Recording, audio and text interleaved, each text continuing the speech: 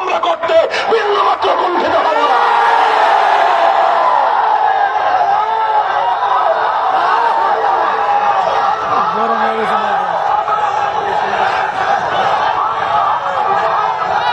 এই সবক শামসুল হক ফরিদপুরি রহমতুল্লাহ আলাইহি বাংলাদেশের 100 বছরের ইতিহাসের শ্রেষ্ঠতম সন্তান, বাংলাদেশের 100 বছরের ইতিহাসে শ্রেষ্ঠতম আলেমে দ্বীন, মুজাহিদে জামান, মুজাদ্দিদে জামান আল্লামা শামসুল হক ফরিদপুরি রহমতুল্লাহ আলাইহির এই সবক মুখস্থ করা ছাড়া কোন মাদ্রাসার ছাত্র যদি দাওরা ফারেক হয় আর হুজুররা যদি সনদ দেন, এটা জায়েজ হবে না আপনাদের জন্য। আমরা এক সরকারের চাকরি নিয়েই মাদ্রাসায় ভর্তি হই, তারপরে মাদ্রাসা থেকে ফারেক হয়ে সেই সরকারের চাকরিতে আমরা নিয়োজিত হই। এই জন্য আমাদের কওমি মাদ্রাসার সনদ নিয়ে আমাদের ভিতরে বাইরে অনেকেরই মাথা ব্যথা যে সনদ দিল চাকরি কই। আরে কি আশ্চর্য কারবার, এই চাকরি নেওয়ার জন্য আমরা সনদ দিছি নাকি? আমাদের তো চাকরি কনফার্ম, আমাদের ফারেক হওয়ার আগেই চাকরি কনফার্ম। কাজেই প্রথম কথা হলো এই, আমরা কেউ রাজনীতি করি কেউ রাজনীতি করি না, এটা ভিন্ন প্রসঙ্গ।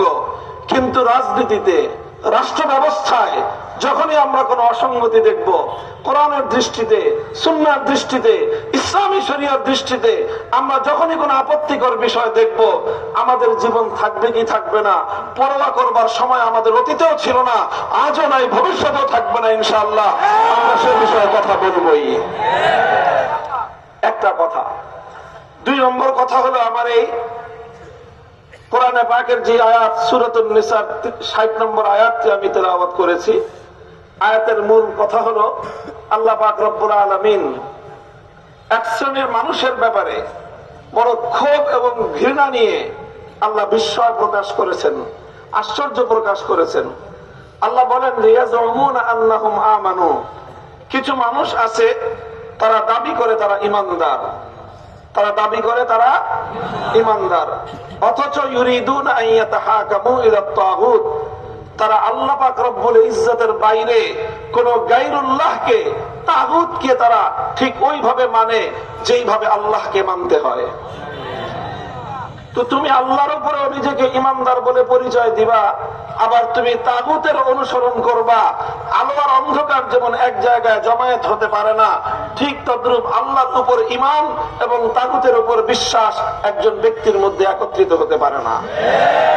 যে আল্লাহর উপর ঈমানদার হবে, তাগুতকে অস্বীকার করবে, যারা তাগুতকে স্বীকার করবে, সে আর যাই হতে হোক না কেন ঈমানদার হতে পারে না। তাগুত কাকে বলা হয়? সংক্ষিপ্ত কথা হলো, তাগুতের পরিচয়, তাগুতের তারিফ হলো, তাগুতের সংজ্ঞা হলো গায়রুল্লাহ। বুঝেন আপনারা গায়রুল্লাহ কাকে বলে? গায়রুল্লাহ মানে আল্লাহ ছাড়া।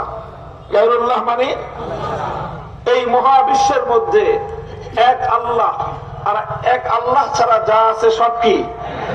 আসমান, জমিন, ফেরেশতা, মানুষ, জিন, নবী, ওলি, নেতা, খেতা, সব গায়রুল্লাহ। কোন গায়রুল্লাহকে যদি আল্লাহর স্থানে বসানো হয়, সেই গায়রুল্লাহকে বলা হয় তাগুত। কথা পরিষ্কার? কোন গায়রুল্লাহকে যদি আল্লাহর আসনে বসানো হয়, সেই গায়রুল্লাহকে বলা হয়। যেমন ইবাদতের মালিক এককে, লা ইলাহা ইল্লাল্লাহ, নেই কোন মাবুদ এক আল্লাহ ছাড়া। তাহলে ইবাদত যেরকম এক আল্লাহর প্রাপ্য, এক আল্লাহ ছাড়া অন্য কাউকে যদি ইবাদত করা হয়, তাহলে যার ইবাদত করা হলো, যে মানুষের কাছ থেকে নিজের জন্য ইবাদত গ্রহণ করলো, সেই গায়রুল্লাহকে বলা হবে তাগুত। সেই যুগে লাত, মানাত, উজ্জা, হুবাল এই সকল দেবতাদেরকে মানুষ পূজা করত। এই সবগুলো দেবতা একটা একটা তাগুত। এখন লাত, মানাত, উজ্জা, হুবাল নাই, এখন আছে বিভিন্ন ধরনের গায়রুল্লাহ, যাদের পূজা বিভিন্ন মানুষ করে থাকে। দুর্গা, সরস্বতী, কালী, আরো যত দেব দেবতা থাকতে পারে দুনিয়ার মানুষের, ইসলামের দৃষ্টিতে প্রত্যেকটা দেব দেবতা একটা একটা তাগুত। কারণ ইবাদতের একমাত্র মালিক কে? তুমি যখন মাবুদ হবেন একমাত্র কে? বাদ দিয়ে দুর্গাকে মাবুদ বানালা, দুর্গা হলো তাগুত। তুমি যখন আল্লাহকে বাদ দিয়ে কোন গায়রুল্লাহকে মাবুদ বানালা, সেই গায়রুল্লাহকে বলা হয় তাগুত। কথাটা বোঝা গেল? এবার বুঝেন, এই যে ইবাদতের মধ্যে আল্লাহকে এক এবং অদ্বিতীয় মানা, ইবাদতের মধ্যে আল্লাহর সাথে কাউকে শরীক না করা, এটাকে বলা হয় তাওহীদ ফিল ইবাদাহ। ইবাদতের মধ্যে একত্ববাদ, এটাকে কি বলা হয়? ইবাদতের মধ্যে একত্ববাদ। ইবাদতের ক্ষেত্রে যেরকম আল্লাহর একত্ববাদকে বিশ্বাস না করলে একজন মানুষ মুমিন হতে পারে না, ঈমানের সবচেয়ে গুরুত্বপূর্ণ বিষয় হলো তাওহীদ। একত্ববাদকে বিশ্বাস করতে হয়। এক আল্লাহকে মাবুদ বিশ্বাস না করলে কোনো মানুষ ঈমানদার হতে পারে না। ইবাদতের মধ্যে যেরকম আল্লাহর তাওহীদকে বিশ্বাস করতে হয়, ঠিক তদ্রূপ ইবাদতের মতো আল্লাহ পাকের আরেকটি তাওহীদ রয়েছে, সেই তাওহীদকে বলা হয় তাওহীদ ফিল হাকিমিয়াহ। তাওহীদ ফিল হাকিমিয়ার অর্থ হলো মহাবিশ্বের মধ্যে চূড়ান্ত ভাবে আনচ্যালেঞ্জেবল, এমন ভাবে চূড়ান্ত নিরঙ্কুশ ভাবে আইন এবং বিধান দেওয়ার একমাত্র মালিককে। সুতরাং আল্লাহর আইনের বিরুদ্ধে যদি কেউ আইন করে, তাহলে সে নিজেকে আল্লাহর স্থানে আসন, আল্লাহর জায়গায় সে নিজেকে স্থাপন করলো, সে আল্লাহর জায়গায় নিজেকে বসালো। আর যে নিজেকে আল্লাহর জায়গায় বসায় তাকেই বলা হয় তাগুত। সুতরাং আল্লাহর আইনের বিরুদ্ধে যারা আইন করে তারা সব তাগুত। আল্লাহর আইনের বিরুদ্ধে কোন রাজা বাদশা যদি আইন করে, সেই রাজা বাদশাকে বলা হয় তাগুত। আল্লাহর আইনের বিরুদ্ধে কোন রাষ্ট্রপতি যদি কোন আইন জারি করে, সেই রাষ্ট্রপ্রধানকে বলা হবে তাগুত। আল্লাহর আইনের পরিবর্তে, আল্লাহর আইনের বিরুদ্ধে যদি কোন প্রধানমন্ত্রী কোন আইন জারি করে, সেই প্রধানমন্ত্রীকে বলা হয় তাগুত। আল্লাহর আইনের বিরুদ্ধে কোন মন্ত্রী পরিষদ যদি কোন আইনের অনুমোদন দেয়, গোটা মন্ত্রী পরিষদকে বলা হবে তাগুত। আল্লাহর আইনের বিরুদ্ধে কোন আদালত, কোন বিচারপতি, কোন জাস্টিস যদি কোন আইন জারি করে, সেই আদালত এবং বিচারপতিকে বলা হবে তাগুত। আল্লাহর আইনের বিরুদ্ধে কোন আইন পরিষদ, কোন সংসদ যদি কোন আইন পাশ করে, সেই গোটা সংসদকে বলা হয় তাগুত। মুহতারাম হাজিরিন, এই জায়গায় লক্ষ লক্ষ নয়, কোটি কোটি মুসলমান ঈমান হারা হয়ে বেঈমান হয়ে আছে, খবর নাই। এবং আমরা এই কথাগুলো মানুষের সামনে বলি না, মনে করি এই কথাগুলো বলতে গেলে রাজনীতি চলে আসবে, এই কথাগুলো বলতে গেলে রাজনীতি চলে আসবে। আর রাজনীতি কথা শুনতে অন্যদের কাছ থেকে ভালো লাগলেও হুজুরদের মুখে রাজনীতির কথা শুনতে এক শ্রেণীর মানুষের শরীরের মধ্যে অ্যালার্জির চুলকানির উপদ্রব হয়। দেখেন, বিশেষ করে গোপালগঞ্জের মাটিতে কথা বলতেছি। গোপালগঞ্জের মাটি রাজনৈতিক ভাবে কোন পরিবেশের খুব ভালো করে জানা আছে আমাদের। আওয়ামী লীগের যারা আছেন, অনেকে আছেন, আমার কথা শুনতেছেন। আমাদেরকে আপনাদের প্রতিপক্ষ সব সময় ভাববেন না।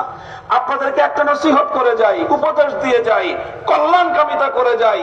সেটা হলো এই, আপনাদের অনেক ভুল আছে, এটা তো মানেন। ভুল ত্রুটি সবার থাকে, আমাদেরও ভুল আছে। আপনাদের সবচেয়ে বড় ভুল, বিগত 50 বছর ধরে যে ভুলটা আপনারা করে আসছেন, আশা করি এইবারের এই হোঁচট খাওয়ার পরে একটু হুঁশ আপনাদের ফিরবে, আপনারা সেই ভুলটা সংশোধন করার চেষ্টা করবেন। সেটা হলো আওয়ামী লীগের সবচেয়ে বড় ভুল, আলেমদের কাছ থেকে কোন রাজনৈতিক কথা তারা সহ্য করতে পারে না। এই হলো তাদের সবচেয়ে বড় ভুল। আলেমদের কাছ থেকে তারা মাসলা মাসায়েল শুনতে পছন্দ করে, আলেমদের কাছ থেকে তারা খতম পড়তে পছন্দ করে, আলেমদের কাছ থেকে তারা মিলাদের সুর শুনতে পছন্দ করে, আলেমদের কাছ থেকে তারা সব ওয়াজের সুর শুনতে পছন্দ করে। কিন্তু আলেমরা যখন রাজনৈতিক কোন মতামত দেন, কোরআন সুন্নাহর আলোকে যখন রাজনৈতিক কথা বলে, তখনই আপনাদের মধ্যে গাত্রদাহ শুরু হয়। এই নিয়ে আপনাদের সঙ্গে আমাদের অনেকবার লড়াই হয়েছে। আপনারা আমাদের কণ্ঠ চেপে ধরবার চেষ্টা করেছেন, কিন্তু আমি তো শুরুতেই বলেছি, আপনারা যেরকম এক সরকারের এক দলের দল করেন, আমরা আর একজনের দল করি। আমাদের পূর্বপুরুষ আল্লামা ফরিদ খলিল রহমাতুল্লাহ আলাইহিকে, সদর সাহেবের কণ্ঠকে সে যুগের স্বৈরাচারীরা বন্ধ করতে পারে নাই, রুদ্ধ করতে পারে নাই। সদর সাহেবের সন্তানদের কণ্ঠ রুদ্ধ করতে পারবেন না।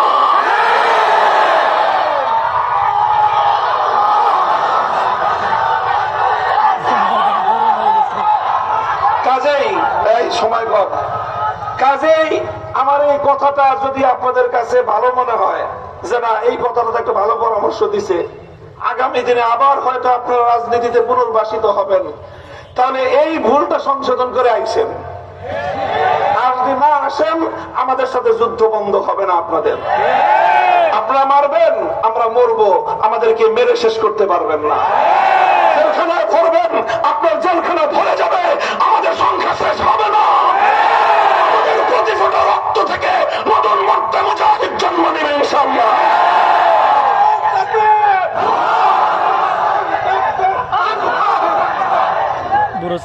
আর এই আওয়ামী লীগের দেখা দেখি এই চরিত্র বিএনপির মধ্যে সংক্রমিত হয়েছে।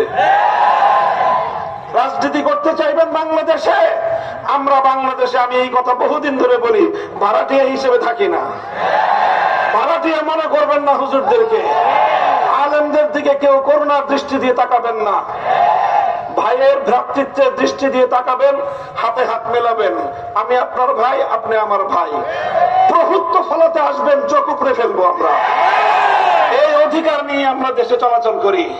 এদেশের প্রতি ইঞ্চি মাটি আমরা খরিদা সূত্রে মালিক, খরিদ করেছি, কারো দয়া দাক্ষিণ্যে আমরা দেশে বসবাস করি না। বলবেন কি দিয়ে কিনেছেন? রক্ত দিয়ে কিনেছি। পূর্বপুরুষদের প্রতি ফোঁটা রক্ত দিয়ে আমরা জমিন খরিদ করেছি। রক্ত দিয়েছেন আমাদের পূর্বপুরুষ সৈয়দ আহমদ শহীদ রহমতুল্লাহ আলাইহি। এ মাটির জন্য রক্ত দিয়েছেন হাফেজ জামান শহীদ রহমতুল্লাহ আলাইহি। এ মাটির জন্য রক্ত দিয়েছেন হাজী শরীয়তুল্লাহ রাম। রক্তের খরিদা সূত্রে এই জমিনে আমরা ভাড়াটিয়া হিসেবে থাকতে পারবো না। আখেরি পয়গাম, এই যে ঈমান এবং তাগুতের কথা বললাম, আমাদের রাষ্ট্র ব্যবস্থার একটা জায়গা এই তাগুতটা বসে আছে। রাষ্ট্রীয় সেই জায়গা থেকে এই তাগুতটাকে উৎখাত করতে হবে।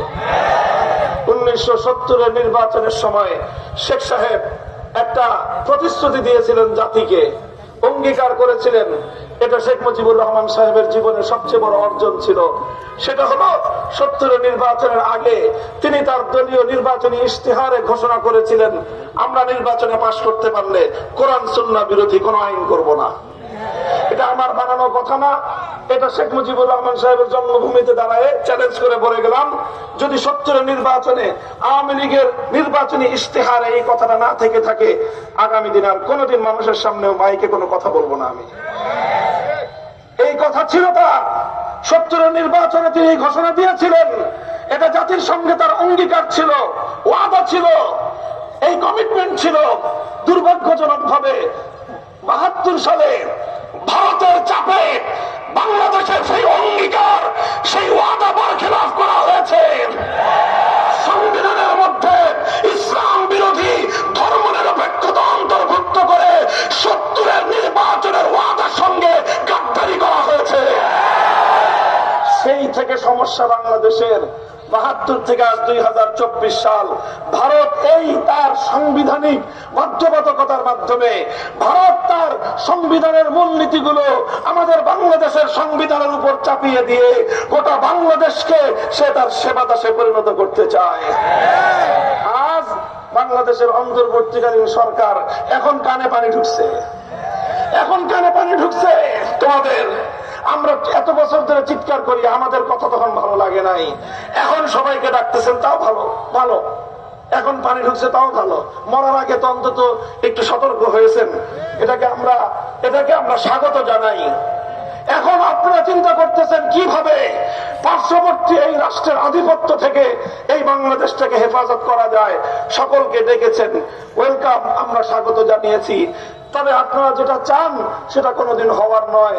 সেটা হলো গাছের শেকড়ে, গাছের গোড়ায় পানি ঢালবেন আর উপর দিয়ে একটা ডাল ছেটে মনে করবেন এই বিষ বৃক্ষের ছায়া থেকে আপনারা মুক্ত হবেন। এটা কোশ্চিনকালেও হওয়া সম্ভব নয়। যদি আপনি এই বিষ বৃক্ষের বিষ থেকে যদি আপনাকে মুক্তি পেতে হয়, শুধুমাত্র ডাল ছাটলে হবে না, শেকড় সদ্য উপড়ে ফেলতে হবে। আর সেই শেকড় হলো বাংলাদেশে সংবিধানের মধ্যে কোরআন সুন্নাহ বিরোধী আইন এবং নীতিমালা করবার যে ওপেন স্পেস, এটাকে বন্ধ করতে হবে। ভারতের সংবিধান থেকে পাচারকৃত ভারতীয় মাল, ধর্মনিরপেক্ষতা নামক কুফরি মতবাদ দিল্লির উপরে এটাকে ট্রান্সফার করতে হবে। বাংলাদেশের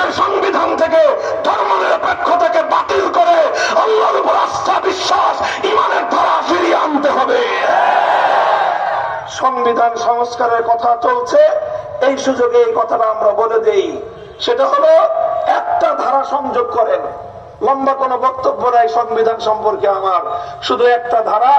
সেটা হলো সংবিধানে এমন কোন একটা ধারা থাকতে হবে যেই ধারার মাধ্যমে কোরআন সুন্নাহ বিরোধী যে কোনো আইন, যে কোনো নীতি, যে কোনো বিধান বাতিল এবং অকার্যকর বলে গণ্য হবে। ইসলাম বিরোধী, আল্লাহর শরীয়তের বিরুদ্ধে কোন আইন চলবে না, কোন নীতিমালা চলবে না। সেটা জাতিসংঘ করুক অথবা সেটা ওআইসি করুক, ইভেন সেটা সার্ক করুক, যত আন্তর্জাতিক ফোরাম আছে সমস্ত আন্তর্জাতিক ফোরামের উপরে আন্তর্জাতিক সৃষ্টিকর্তা মহান আল্লাহ পাক রব্বুল আলামিনের বিধিনিষেধের এই বাউন্ডারি যদি থাকে তাহলে বাংলাদেশ সুরক্ষিত থাকবে। তাহলে এই দাবি আমার, যদি ওলামায়ে কেরাম এই দাবির সঙ্গে আপনারা একমত থাকেন, এই দাবিটা